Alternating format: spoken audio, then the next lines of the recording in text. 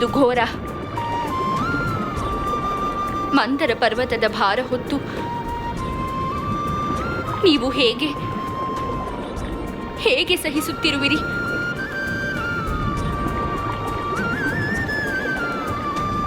ಸುರಾಸುರರು ಇದನ್ನು ಕಡಿಯುತ್ತಿರುವುದರಿಂದ ಇದು ನಿಮ್ಮ ಬೆನ್ನನ್ನು ಛಿದ್ರಗೊಳಿಸುತ್ತಿದೆ. ಸಾಗರದ ನೀರೆಲ್ಲ ನಿಮ್ಮ ರಕ್ತದಿಂದ ಕೆಂಪಾಗುತ್ತಿದೆ. ಆದರೂ ನಿಮಗೇನೂ ಆಗಿರದಂತೆ ನನ್ನನ್ನು ನೋಡುತ್ತಾ ಮುಗುಳ್ನಗುತ್ತಿರುವಿರಲ್ಲ.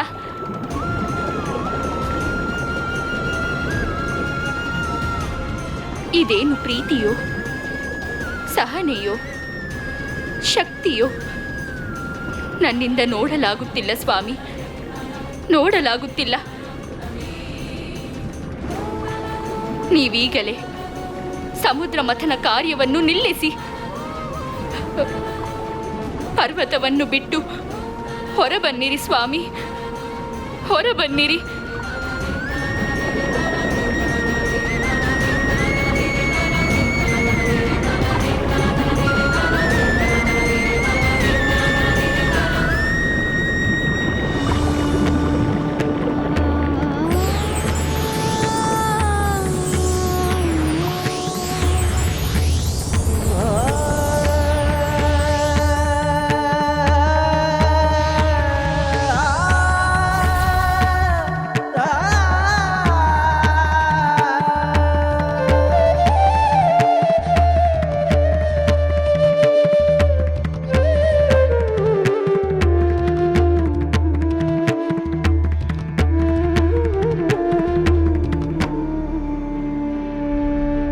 ದೇವಿ,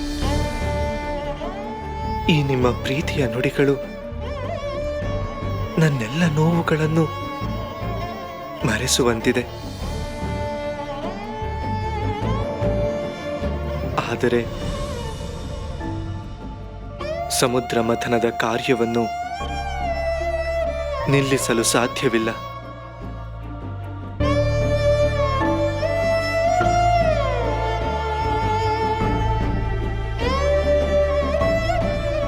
ನಾನು ಹಿಡಿದ ಕಾರ್ಯವನ್ನು ಪೂರ್ಣಗೊಳಿಸದೆ ಬಿಡಲಾರೆ. ದೇವತೆಗಳಿಗೆ ಅಮೃತ ಲಭಿಸಲಿ ಎಂದು ಕೊಟ್ಟ ಮಾತಿನಂತೆ ನಾನು ನಡೆದುಕೊಳ್ಳುತ್ತಿದ್ದೇನೆ. ಅದು ನನ್ನ ಕರ್ತವ್ಯ ದೇವಿ.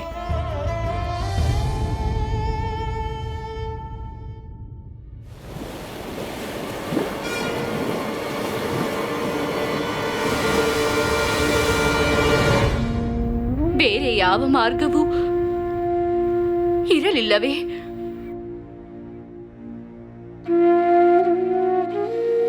ಇತ್ತು.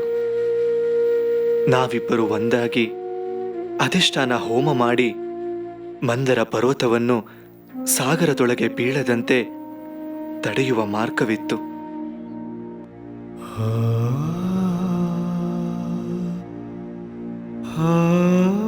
ಆದರೆ ನನ್ನಿಂದ ಎಂದಿಗೂ ದೂರವಿರುತ್ತೇನೆ ಎಂಬ ನಿಮ್ಮ ಹಠದಿಂದ ಅದು ಸಾಧ್ಯವಾಗದೇ ಹೋಯಿತು. ಆದ್ದರಿಂದ ನಾನು ಕೂರ್ಮಾವತಾರ ತಾಳಿ ಮಂದರ ಪರ್ವತಕ್ಕೆ ಬೆನ್ನು ಕೊಡುವುದು ಅನಿವಾರ್ಯವಾಯಿತು. ಸ್ವಾಮಿ, ನಾನು ಹಠ ಮಾಡಿದೆ ಎಂದು ನೀವು ಹಠ ಸಾಧಿಸುವುದು ಸಾಕು. ಈಗಲೇ ಈ ಸಮುದ್ರ ಮಥನವನ್ನು ನಿಲ್ಲಿಸಲು ಹೇಳಿ ಸ್ವಾಮಿ, ಹೇಳಿರಿ. ನಾನೇ ಆರಂಭಿಸಿದ ಕಾರ್ಯವನ್ನು ನಾನೇ ನಿಲ್ಲಿಸಿ ಎಂದು ಹೇಗೆ ಹೇಳಲಿ ದೇವಿ? ಸಮುದ್ರ ಮಥನದಿಂದ ಅಮೃತ ಲಭಿಸಬೇಕು, ಅದನ್ನು ದೇವತೆಗಳು ಸೇವಿಸಬೇಕು, ಅದರಿಂದ ಅವರಿಗೆ ಅಮರತ್ವ ಲಭಿಸಬೇಕು, ಅವರು ಕಳೆದುಕೊಂಡಿರುವ ಸ್ವರ್ಗಲೋಕವನ್ನು ಮರಳಿ ಪಡೆಯುವಂತಾಗಬೇಕು. ಹೀಗಿರುವಾಗ ಸಮುದ್ರ ಮಥನದ ಕಾರ್ಯವನ್ನು ನಿಲ್ಲಿಸಲು ಸಾಧ್ಯವಿಲ್ಲ ದೇವಿ. ಸ್ವಾಮಿ, ಹಾಗಾದರೆ ನಿಮ್ಮ ಕೂರ್ಮಾವತಾರದ ಶ್ರಮ ನೀವಿನ್ನೆಷ್ಟು ಕಾಲ ಸಹಿಸಬೇಕು? ದೇವಿ, ಇದು ನನಗೆ ಶ್ರಮವೆಂದು ಅನಿಸುತ್ತಲೇ ಇಲ್ಲ. ನನ್ನ ಭಕ್ತರಾದ ದೇವತೆಗಳ ಇಷ್ಟಾರ್ಥ ಪೂರೈಸಲು ನಾನು ಕೈಗೊಂಡಿರುವ ಕಾರ್ಯವಿದು. ಒಂದೆಡೆ ಪ್ರೀತಿ, ಒಂದೆಡೆ ಭಕ್ತಿ, ಇವೆರಡೂ ಎದುರಾದರೆ ನನ್ನ ವಿಷಯದಲ್ಲಿ ಗೆಲ್ಲುವುದು ಭಕ್ತಿಯೇ ದೇವಿ, ಭಕ್ತಿ. ಈ ನಿಮ್ಮ ಪ್ರೀತಿ ನನ್ನನ್ನು ಈ ಶ್ರಮದಿಂದ ಹೊರಗೆ ಬಾ ಎಂದರೆ, ಆ ನನ್ನ ಭಕ್ತರ ಭಕ್ತಿ ನನ್ನನ್ನು ಅವರಿಗಾಗಿ ಹೀಗೆ ಶ್ರಮಿಸು ಎನ್ನುತ್ತಿದೆ.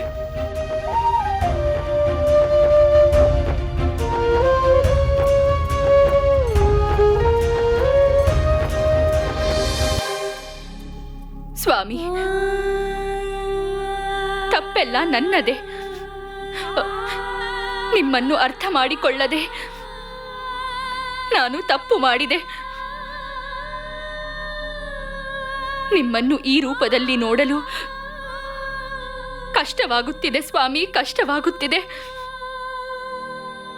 ದೇವಿ, ಈ ರೀತಿಯ ಕಷ್ಟ ನಿಮಗೆ ಬರಬಾರದೆಂದೇ ನಾನು ಸಾಕಷ್ಟು ಬಾರಿ ನಿಮ್ಮ ಬಳಿ ಬಂದು ಪ್ರೀತಿ ಹಾಗೂ ಭಕ್ತಿಯ ನಡುವೆ ಉಂಟಾದಂತಹ ಸಾಂದರ್ಭಿಕ ಸಂಘರ್ಷವನ್ನು ನಿಮಗೆ ಅರ್ಥ ಮಾಡಿಸಲು ಪ್ರಯತ್ನಿಸಿದೆ. ಆದರೆ ವಿಫಲನಾದೆ. ಸ್ವಾಮಿ, ನಾನು ತಪ್ಪು ಮಾಡಿದೆ. ನಿಮ್ಮ ಎಲ್ಲ ಪ್ರಯತ್ನಗಳನ್ನು ನಿರ್ಲಕ್ಷಿಸಿದೆ. ಇಂದು ಈಗ ನಾನು ಪಶ್ಚಾತ್ತಾಪ ಪಡುವಂತಾಗಿದೆ. ಹೆಣ್ಣಿನ ಪ್ರೀತಿಯನ್ನು, ಅಭಿಮಾನವನ್ನು ಪುರುಷ ಶಕ್ತಿ ನಿರ್ಲಕ್ಷಿಸುತ್ತದೆ ಎಂದು ಹೆಣ್ಣಿನ ದೃಷ್ಟಿಯಿಂದಷ್ಟೇ ನಾನು ಚಿಂತಿಸುತ್ತಿದ್ದೆ. ಸ್ವಾಮಿ, ನಾನು ಪ್ರೀತಿಯಿಂದಲೇ ಈ ಮಥನ ಕಾರ್ಯ ನಿಂತು ನೀವು ಈ ರೂಪದಿಂದ ಹೊರಬರುವುದಕ್ಕೆ ನಾನು ಪ್ರಯತ್ನಿಸುತ್ತೇನೆ. ನಿಮಗೆ ನಿಮ್ಮ ಕರ್ತವ್ಯ ಹೇಗೋ ಹಾಗೆ ನನಗೆ ನನ್ನ ಪ್ರೀತಿ.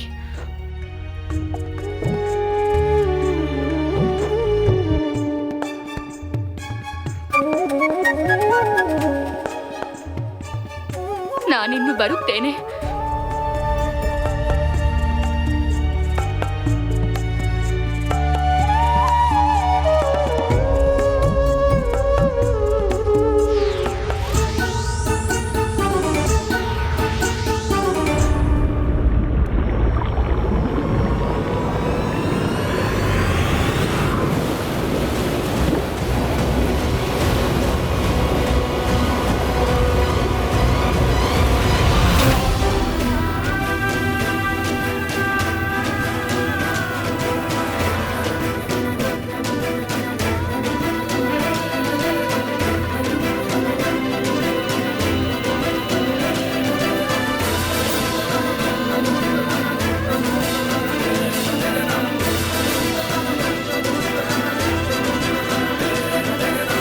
ದೇವರ್ಷಿಗಳೇ,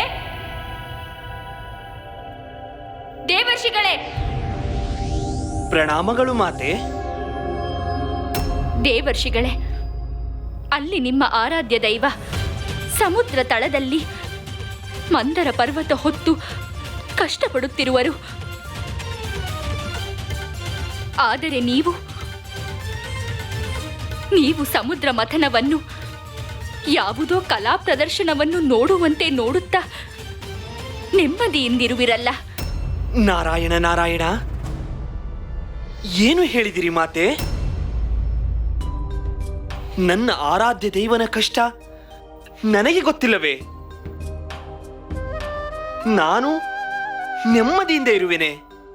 ಅವರು ಕಷ್ಟಪಡುತ್ತಿರುವ ಪರಿಸ್ಥಿತಿಯನ್ನು ನಿರೀಕ್ಷಿಸಿಯೇ ನಾನೇ ಅಲ್ಲವೇ ಮಾತೆ ನಿಮ್ಮ ಎದುರು ಬಂದು ನಿಂತು ಹೇಗಾದರೂ ಅವರು ಈ ಕಾರ್ಯದಿಂದ ಹಿಂದೆ ಸರಿಯುವಂತಾಗಲು ನೀವೇ ಮನಸ್ಸು ಮಾಡಿ ಎಂದು ಬೇಡಿಕೊಂಡಿದ್ದು. ಆಗ ನಿಷ್ಕರುಣರಾಗಿ ನೀವು ಅಧಿಷ್ಠಾನಕ್ಕೆ ಬರುವುದಿಲ್ಲ ಎಂದಿರಿ. ಅವರು ಆಮೆಯಾಗಿ ಮಂದರ ಪರ್ವತವನ್ನು ಹೊತ್ತರು. ಈಗ ಅವರನ್ನು ಹೊರಗೆ ಬನ್ನಿ ಎಂದರು. ಅವರು ಬರುವುದಿಲ್ಲ. ಈ ಸಮುದ್ರ ಮಥನ ಎಷ್ಟು ಕಾಲ ನಡೆಯುತ್ತದೆಯೋ ಏನೋ, ಯಾವಾಗ ಅಮೃತ ಬರುತ್ತದೋ ಏನೋ. ಅದರಿಂದ ನನ್ನ ಆರಾಧ್ಯ ದೈವನ ಅವಸ್ಥೆ ಏನಾಗುತ್ತದೋ ಏನೋ. ಅಂದರೆ ನಿಮ್ಮ ಮಾತಿನ ಅರ್ಥವೇನು ನಾರದರೆ? ಅದರ ಅರ್ಥ ಹೇಳಲು ನನ್ನಲ್ಲಿ ಶಕ್ತಿ ಇಲ್ಲ ಮಾತೆ. ನೀವೇ ಅದನ್ನು ಅರ್ಥ ಮಾಡಿಕೊಳ್ಳಬೇಕು ಮಾತೆ.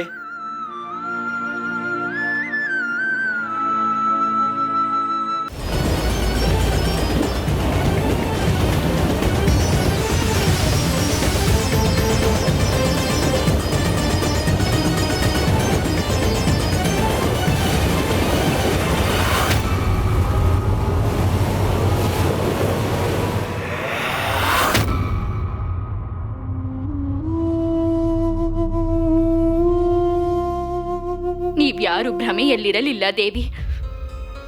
ನಾನೇ ಭೃಗುಪುತ್ರಿ ಎನಿಸಿ, ಸಾಗರ ದೇವನ ಪುತ್ರಿ ಎನಿಸಿ ಯಾವುದೋ ಭ್ರಮೆಯಿಂದ ನನ್ನ ಸ್ವಾಮಿಯಿಂದ ದೂರ ಉಳಿದೆ. ಆದರೆ ಈಗ ನನ್ನ ಆ ವರ್ತನೆಗೆ ನಾನೇ ಪಶ್ಚಾತ್ತಾಪ ಪಡುವಂತಾಗಿದೆ. ದೇವಿ ಪಾರ್ವತಿ, ನಿಮ್ಮ ಅಣ್ಣ ಸಮುದ್ರ ಮಥನಕ್ಕಾಗಿ ಮಂದರ ಪರ್ವತದ ಭಾರ ಹೊತ್ತು ಕಷ್ಟಪಡುತ್ತಿರುವುದನ್ನು ನಾನು ಕಂಡು ಅದರಿಂದ ಮನಸ್ಸು ಕರಗಿ ನಿಮ್ಮ ಸ್ವಾಮಿಯ ಬೆನ್ನಿನ ಮೇಲಿನ ಭಾರವನ್ನು ಕಳೆಯಲು ಬಂದಿರುವಿರಾ? ಇಷ್ಟು ಕಾಲವು ಆ ನನ್ನ ಅಣ್ಣನ ಪ್ರೀತಿಯನ್ನು ಧಿಕ್ಕರಿಸುತ್ತಾ ಎಷ್ಟು ಕರೆದರೂ ಯಾರು ಕರೆದರೂ ಹತ್ತಿರ ಬಾರದೆ ಎಲ್ಲರ ಮನಸ್ಸಿಗೆ ನೋವನ್ನು ಉಂಟು ಮಾಡಿದಿರಲ್ಲ. ಆ ಭಾರವನ್ನು ಕಳೆಯುವ ಬಗ್ಗೆ ನೀವು ಒಮ್ಮೆಯೂ ಯೋಚಿಸಲಿಲ್ಲಬೇಕೆ? ನಿಜ ದೇವಿ ಸರಸ್ವತಿ, ನಾನು ನನ್ನ ಸ್ವಾಮಿಯ ಮನಸ್ಸನ್ನು ಅರಿಯದೆ ತಪ್ಪು ಮಾಡಿದೆ.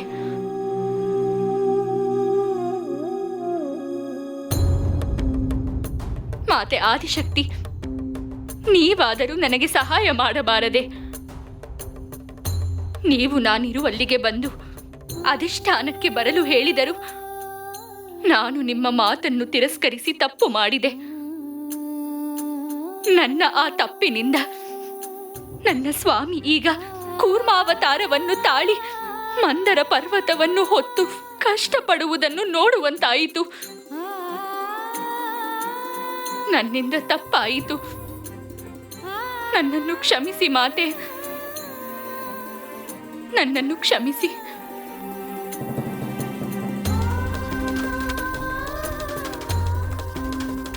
ಆ ನಿಮ್ಮ ಸ್ವಾಮಿಯ ಮೇಲೆ ನಿಮಗೆಷ್ಟು ಪ್ರೀತಿ ಇದೆ ಎಂಬುದು ಗೊತ್ತಾಗುತ್ತಿದೆ. ಈ ಪ್ರೀತಿಯನ್ನೇ ಅಲ್ಲವೇ ಎಲ್ಲರೂ ಬಯಸಿದ್ರು. ಅದನ್ನು ತೋರಿದ ಮೇಲೆ ತಪ್ಪುಗಳು ತಾನಾಗಿಯೇ ಕಳೆದು ಹೋಗುತ್ತದೆ. ಕ್ಷಮೆ ಯಾಚಿಸುವ ಅಗತ್ಯವಿಲ್ಲ. ಲಕ್ಷ್ಮೀ ದೇವಿ, ಮಾತೆ ಆದಿಶಕ್ತಿ ಸರಿಯಾಗಿಯೇ ಹೇಳಿದ್ದಾರೆ. ಬ್ರಹ್ಮದೇವ, ಇವರೆಲ್ಲರೂ ಹೇಳುತ್ತಿರುವಂತೆ ಈ ಕಾರ್ಯವು ನಡೆಯಲೇಬೇಕು ಎನ್ನುವುದಾದರೆ, ಈ ಸಮುದ್ರ ಮಥನ ಮುಗಿಯುವುದಾದರೂ ಎಂದು, ನನ್ನ ಸ್ವಾಮಿ ಕೂರ್ಮಾವತಾರದಿಂದ ಹೊರಬರುವುದು ಎಂದು ಎಂಬುದನ್ನು ದಯಮಾಡಿ ತಿಳಿಸಿ. ದೇವಿ ಲಕ್ಷ್ಮಿ, ನಿಮ್ಮ ಸ್ವಾಮಿಯ ಸಂಕಲ್ಪವೇ ಕೂರ್ಮವಾಗಿ ದೇವ ಕಾರ್ಯ ನಡೆಸುತ್ತಿರುವಾಗ ಅದು ಸಫಲವಾಗುವವರೆಗೆ ನಾನೂ ಸಹ ಏನೂ ಮಾಡಲು ಸಾಧ್ಯವಿಲ್ಲ. ಆದರೆ ಒಂದು ಮಾತ್ರ ಹೇಳಬಲ್ಲೆ, ಮಹಾವಿಷ್ಣು ತನ್ನ ಕಾರ್ಯದಲ್ಲಿ ಎಂದಿಗೂ ವಿಫಲನಾಗುವುದಿಲ್ಲ. ಆದರೆ ಸಮುದ್ರ ಮಥನ ಮುಗಿಯುವ ಮುನ್ನ ಇನ್ನೊಂದು ಆಶ್ಚರ್ಯಕರವಾದ ಸಂಗತಿಯು ನಡೆಯುತ್ತದೆ. ಅದನ್ನು ನಾನೀಗ ಹೇಳಲಾರೆ. ಸಾವಧಾನದಿಂದ ನಿರೀಕ್ಷೆ ಮಾಡಬೇಕು.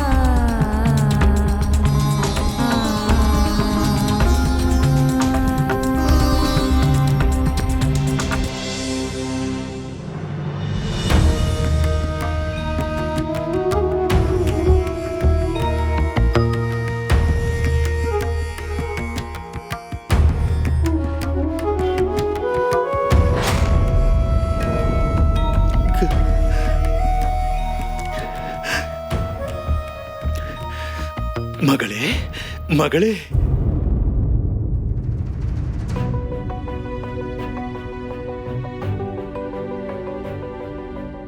ತಂದೆ, ಸಮುದ್ರ ಮಥನವನ್ನು ತಡೆಯುವುದು ಅಸಾಧ್ಯ. ಆದರೆ ನನ್ನನ್ನು ಇಲ್ಲಿಯೇ ಇರಿಸಿಕೊಳ್ಳುವಂತಹ ಉಪಾಯವೇ ಇಲ್ಲವೇ?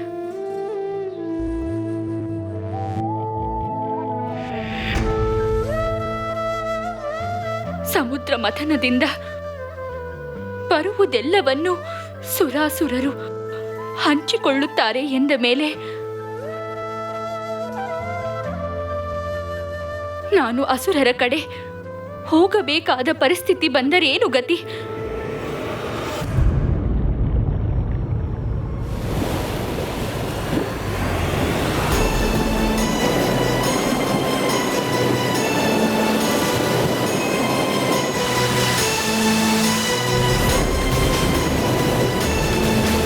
ಬಲಿರಾಜ, ನಮ್ಮಿಂದ ಸಹಿಸಲು ಸಾಧ್ಯವಾಗುತ್ತಿಲ್ಲ.